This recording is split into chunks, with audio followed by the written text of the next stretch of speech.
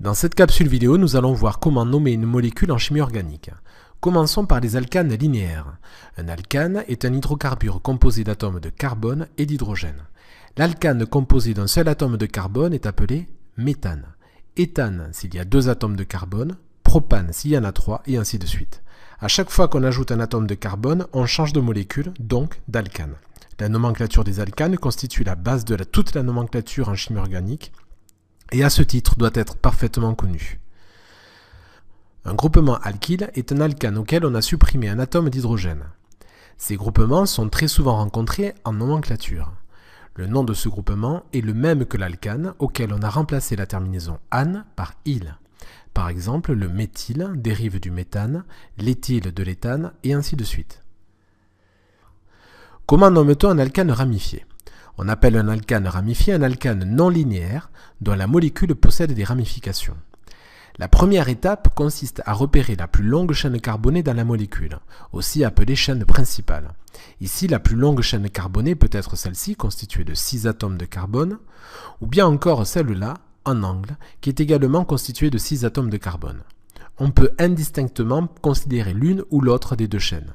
Nous faisons le choix de travailler avec la première chaîne principale. Le nom de cet alcane aura donc pour base l'alcane constitué de 6 atomes de carbone, c'est-à-dire l'hexane. Dans une deuxième étape, nous allons repérer les substituants. À côté de cet hexane se trouvent 3 groupements alkyles, 2 méthyles et 1 éthyle. Ce sont des substituants dont il faut repérer les positions. Pour cela, il faut introduire une numérotation de la chaîne principale, ce sera la troisième étape. Le sens de numérotation obéit à plusieurs règles. S'il y a plusieurs substituants, le sens de numérotation est choisi de telle sorte que l'indice du carbone porteur de la première ramification soit minimal. Par exemple, dans cette molécule, si on numérote vers la gauche, le premier carbone porteur de ramification est situé à la 3e position. Cette position est aussi appelée l'indice de position du carbone. Si l'on numérote maintenant vers la droite, le premier carbone porteur de ramification a un indice de position de 2. Le sens choisi est donc ce dernier, de la gauche vers la droite, qui donne le plus bas indice de position. La 4e et dernière étape consiste à nommer la molécule. Les substituants sont placés avant le nom de la chaîne principale en enlevant la terminaison E, donc éthyle ou méthyle. S'il y a des substituants identiques, comme c'est le cas ici avec les méthyles, on utilise un préfixe, di pour 2, tri pour 3. Ici, on aura donc du diméthyle. Les substituants sont classés par ordre alphabétique. Le préfixe di ou tri n'est pas pris en compte dans l'ordre alphabétique. Ainsi, l'éthyle est placé devant le méthyle, puisque E vient avant M. Chaque substituant est précédé de son indice de position. Entre les chiffres et les lettres, on met systématiquement des tirets. La molécule se nomme donc le 4-éthyle, 2,3-diméthyle-hexane. Les indices de position des substituants identiques sont alors séparés par une virgule, comme ici, 2,3. Autre exemple. Ici, la chaîne carbonée la plus longue est constituée également de 6 atomes de carbone comme l'hexane. 2 substituants sont présents, un éthyle et un méthyle, dont il faut définir la position. Pour nommer la molécule, il faut donc choisir un sens de numérotation tel que le carbone portant la première ramification soit de plus faible indice. Si nous numérotons vers la gauche, cet indice est de 3. Si nous numérotons vers la droite, cet indice est également de 3. Dans ce cas, les deux sens donnent des résultats identiques. On choisit celui qui donne le plus petit indice au premier substituant par ordre alphabétique. Le premier substituant par ordre alphabétique ici est l'éthyle, E. Il doit donc être associé à l'indice de position le plus faible. Si nous numérotons vers la gauche, les substituants s'écriront 4-éthyle, 3-méthyle. Si nous numérotons vers la droite, les substituants s'écriront 3-éthyle, 4-méthyle. Nous allons donc choisir la numérotation vers la droite qui confère l'indice de position le plus petit pour l'éthyle.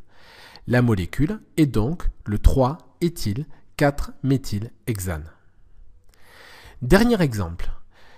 Ici, la chaîne principale est toujours composée de 6 atomes de carbone comme l'hexane.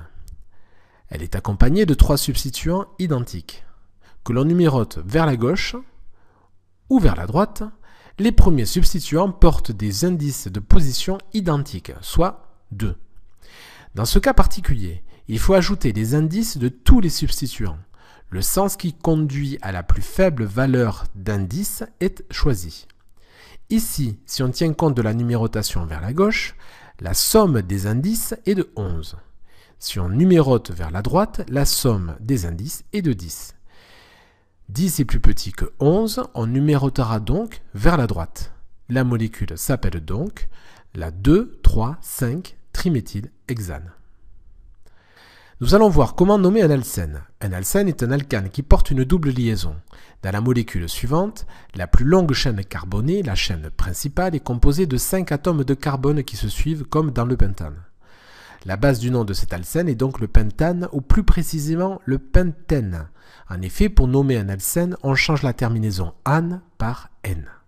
On repère les substituants, ici 2-méthyle. On numérote ensuite pour repérer la position de la double liaison.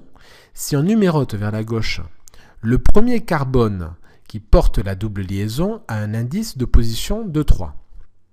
Si on numérote vers la droite, le premier carbone qui porte la double liaison a cette fois-ci un indice de position de 2. On choisit le sens qui donne le plus petit indice de position pour repérer la double liaison. Donc la double liaison est portée par le carbone d'indice 2. Cet indice précède la terminaison N. L'alcène se nommera donc pent-2-N. En tenant compte des substituants, le nom complet sera 2,3-diméthylpent-2-N. Comment nommer les alcools, cétones et aldéhydes? Prenons la molécule de propane composée de 3 atomes de carbone. Si cette molécule possède un groupement C-O, aussi appelé carbonyle, porté par un carbone qui n'est pas situé en bout de molécule, alors il s'agit d'une cétone. Pour nommer une cétone, il faut remplacer la terminaison -ane de l'alcane par -one. Par exemple ici, la propanone. Comme le groupement carbonyle est porté par le deuxième carbone, le nom sera la propane-2-one. Si maintenant le groupe carbonyle C-O est en bout de chaîne comme ici, la molécule sera un aldéhyde. Pour nommer un aldéhyde, il suffit de remplacer la terminaison -ane par -al. Ainsi, la molécule présente s'appelle le propanal. Inutile de mettre un indice de position puisque le groupement carbonyle est forcément en bout de chaîne. Enfin, si la molécule possède un groupement OH, appelé hydroxyle, elle fera partie de la famille des alcools. Pour nommer un alcool, on remplace la terminaison -ane par -ol. Il convient de repérer la position du groupement hydroxyle. Le carbone qui porte le groupement OH, aussi appelé carbone fonctionnel, porte le numéro 1. Et donc on numérote les autres carbones en suivant. La molécule s'appelle donc le propanol, mais puisque le groupement hydroxyle est porté par le premier carbone, elle s'appellera le propane-1-ol. Voyons d'autres exemples encore. Voici 2 molécules comportant chacune un groupe carbonyle, qui n'est pas situé en bout de chaîne. Il s'agit donc de 2 cétones. Chacune d'elles est composée de 4 atomes de carbone, comme le butane. Ce seront donc des butanones. Il faut ensuite numéroter les molécules afin que le carbone du carbonyle porte l'indice de position le plus petit. Il faut donc numéroter la première molécule de la gauche vers la droite. Ainsi, le carbone du groupement carbonyle portera l'indice de position 2. Il aurait été de 3 si on avait numéroté dans l'autre sens. Il s'agit donc de la butane-2-one. Pour la molécule de droite, on numérote de même de la gauche vers la droite pour les mêmes raisons. Le carbone du carbonyle a également un indice de position de 2. En revanche, il y a un substituant méthyle en 3e position, ce sera donc le 3-méthylbutane-2-one. Les 2 molécules suivantes comportent des groupements carbonyles situés en bout de chaîne. Elles appartiennent donc à la famille des aldéhydes. Dans la molécule de gauche, la plus longue chaîne carbonée possède 4 atomes de carbone, comme le butane. Cette molécule s'appelle donc le butanal. La chaîne principale de la molécule de droite possède également 4 atomes de carbone, comme le butane. En revanche, il y a un substituant méthyle en 3e position. Le carbone numéro 1 étant celui du groupement carbonyle, ce sera donc le 3-méthylbutanal. Enfin, les 2 molécules suivantes comportent un groupement hydroxyle. Elles appartiennent donc à la famille des alcools. Dans la molécule de gauche, la plus longue chaîne carbonée possède 4 atomes de carbone comme le butane. Ce sera donc un butanol. On numérote pour que le carbone fonctionnel qui porte le groupement OH porte le plus petit indice de position, donc de la gauche vers la droite. L'hydroxyle est porté par le carbone d'indice de position 2. Cette molécule s'appelle donc le butane 2-ol. Pour la molécule de droite, la chaîne principale possède 3 atomes de carbone qui se suivent comme le propane.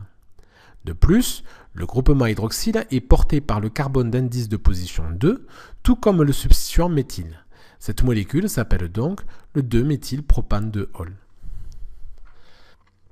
Voyons maintenant comment on nomme les acides carboxyliques. Ces acides ont pour groupement caractéristique le groupement COOH, aussi appelé groupement carboxyle. La chaîne principale de cette molécule est constituée de 4 atomes de carbone, comme le butane. Pour nommer un acide carboxylique, il suffit de remplacer la terminaison ane de l'alcane par la terminaison oïque, le tout précédé du mot acide. Ce sera un acide butanoïque. Dans un deuxième temps, on numérote la chaîne pour situer le substituant méthyle présent. Le carbone du groupement carboxyle porte le numéro 1. Les autres carbones suivent. Donc, le substituant méthyle est en troisième position. Cette molécule s'appelle donc l'acide 3-méthylbutanoïque. Voyons maintenant comment on nomme les esters. Le groupement caractéristique des esters est C-O-O, avec de part et d'autre des groupements alkyles. Le nom est constitué d'une première partie qui se termine en OAT et relative à la partie de gauche de la molécule. La deuxième partie qui se termine en -ile est relative à la partie de droite de la molécule. Dans la partie située à gauche du groupement C-O-O, la plus longue chaîne carbonée est composée de 4 atomes de carbone, comme le butane. La molécule sera donc du butanoate.